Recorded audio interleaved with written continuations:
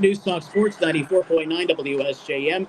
Dave Wolf, Bret Witkowski. We're up here at Husky Stadium in Portage, where we just saw the Portage Northern Huskies beat St. Joe 48-22. And really, for St. Joe, take away that first quarter, and they're in this ball game from the start to the finish, except for that first quarter. Well, you cannot continue to have poor starts, right? Yeah. And for the most part, I'm trying to think of, other than Kalamazoo Central, every game has had a poor start. Even Lakeview, where they came back and won, they were down 21-0. Tonight they fall behind 22-0. Get it to reasonable. They got 22. It was 28-22. They cut it to. Yeah, and and they held Portage Northern 3 field goals in the first half. They got a good kicker. I know they got 3 players going to D1. He's in the kick somewhere too. But you can't keep spotting teams. And I know Coach Pratley, they're working on it. They've talked about, coaches talked about it on the pregame, and it's talked about the coaching show. I'm trying to figure out, why do we have such poor starts? And I don't have an answer for them, but I mean, if you did, you'd be the greatest coach on the planet. Right. I mean, you wouldn't be coaching high school. But St. Joe's got to figure out how to do that, because you can't spot Lakeshore 22 minutes. Right. But you have to give St. Joe credit. They fought back, got to 28-22. If they can get a series stop and force Huskies to punt, who knows? But really, the first quarter and the fourth quarter, the Huskies showed why they're the 7th-ranked team in Division II. I think there's 2 big issues. I mean, you mentioned the kicker. We always bring it up with kickers, is when you have a kicker that consistently puts the ball into the end zone on kickoffs, forcing you to start at your 20-yard line, that's a long field for you to drive. And St. Joe repeatedly, I think every drive they had, except for the interception, started at their own 20-yard line. Just about it. They had 2 kickoff returns, but even those, because the kick was so deep, they have enough 20, 25-yard line. And Claire, for tonight, kicked off extremely well for St. Joe. He did the same thing. The difference between Northern's offense and St. Joe's offense is Northern just has more players out there who can make the big play. And it just pure athletes is what right. Really and it's kind of where St. Joe was last year. It doesn't take away from the effort that the St. Joe guys are doing. It's not a criticism of that. It's just just different athletes today. Yeah. But St. Joe also shows that they can hang with good teams. Yeah. But they have still not played 3/4 of a game to win all season. Coaches like to have, they're always shooting. Well, we're hoping to get 4 good. We're waiting for that complete game where you get 4 quarters. Well, St. Joe's not even had 3. They've had, against Lakeview, they had 2.22 quarters. Yeah. Against Kalamazoo Central, they're bad, so it doesn't really count. Niles, they had nothing the entire ball game. Portage Central, they had 1 good 2 quarters, and maybe 1 or 2. Tonight, 2 good quarters. So St. Joe, the potential is there. I've said it numerous times, and keep saying, when you have a young team, you have huge valleys and you have huge peaks, and you saw that tonight.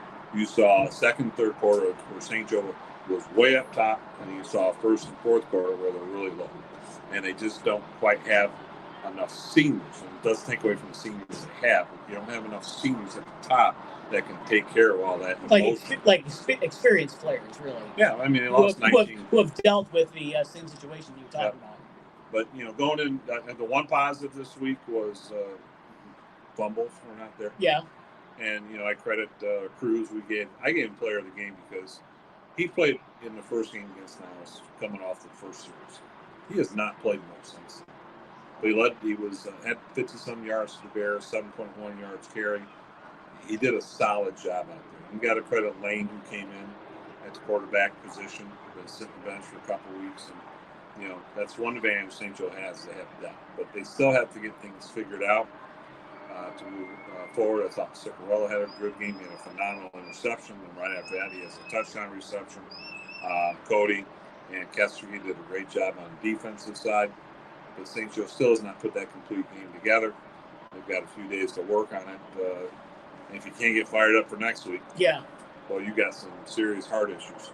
The game against Lakeshore next week back at St. Joe's Dickinson Stadium. With tonight, St. Joe falls to 3-3 on the season and 2-2 in the SMAC. Northern, they are 6-0 and perfect 4-0 in the SMAC. So, there's the top of the league right there. And next week, Northern plays their arch rival in Portage Central. So really the two big games in the conference next week are over at Dickinson Stadium and down the street at McCamley Knight Field. Right. I mean, you still got a three-way tie at the top. St. Joe's not going to win the conference. But they can sure help stop Lakeshore from doing it. Yeah, well, and right now they need to just focus on trying to get into the playoffs, which means winning the next 3 weeks. You know, Lakeshore's going to hit the knee of their schedule, and they know that. Yeah, I mean, you know, the one thing that concerned me coming into this ball game, St. Joe's 3 wins had come on opponents with a combined record of 1-13. And a team that is going to have a good season has to win at least one game in football against an opponent that no one thought they would win. Mm-hmm. And if you look at Lakeshore came out of the gate, they got smoked by Zeeland West, and Zeeland West is one of the better teams in the state Division III, so that's a legitimate loss. They upset Niles. Niles is probably one of the better teams in Division IV. If they wouldn't have the loss, they'd probably be in the top 5. That win, though, was a win that no one thought they would get, including myself in Lakeshore, and it has propelled them to have a good season. And so you have to have that victory against a team that you didn't think you could beat or nobody thought you could beat. And when you have that, then the emotions start believing into the system. So, you know, St. Joe has talent. They've got potential. But they corrected some things this week, no fumbles, things like that. I mean, even the penalties were reduced. Yeah, they weren't so much of an issue last week, but they weren't bad. Yeah. And the thing, if I'm watching, I'm playing against, if I'm Lakeshore and I'm watching film of Portage Northern. Portage Northern loves to go one-on-one defense. They had 12 penalties. They had 3 or 4 passing interferences. Yeah. You can beat their DBs if you run good routes. And again, I'm most done with Lakeshore because they can throw the ball, and that's in a couple of weeks. But you know, I think St. Joe's got an improved passing game. They're 3 of 19 tonight between the 2 quarterbacks. But it's not, you know, all this said, it's not that I question the effort. I'm not questioning. I do think they play hard. Just not able to put it all together to get the 4 quarters to be able to beat a team like Portage or Portage Central. And against Lakeshore, they got to do it. They got to have 4. They got to have 4 quarters. They got to come out. And it might be where if they get the toss, I take the ball, try to score. You know, most teams will put the defense out there. It might be I put the offense out there and this will score through series.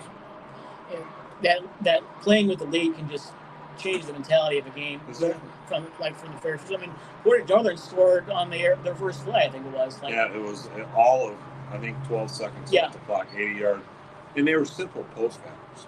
We're not talking hitch routes. We're not talking cross routes with some illegal picks or anything. It was just, and that's how they scored all their passes. Yeah. Did you notice that? Yeah. They were simple post route. And for our listeners and watchers at home, post route is come off the line of scrimmage and you run it to the goalpost. 5-yard cutoffs, 7-yard cutoffs, 3-yard cutoff, whatever they call.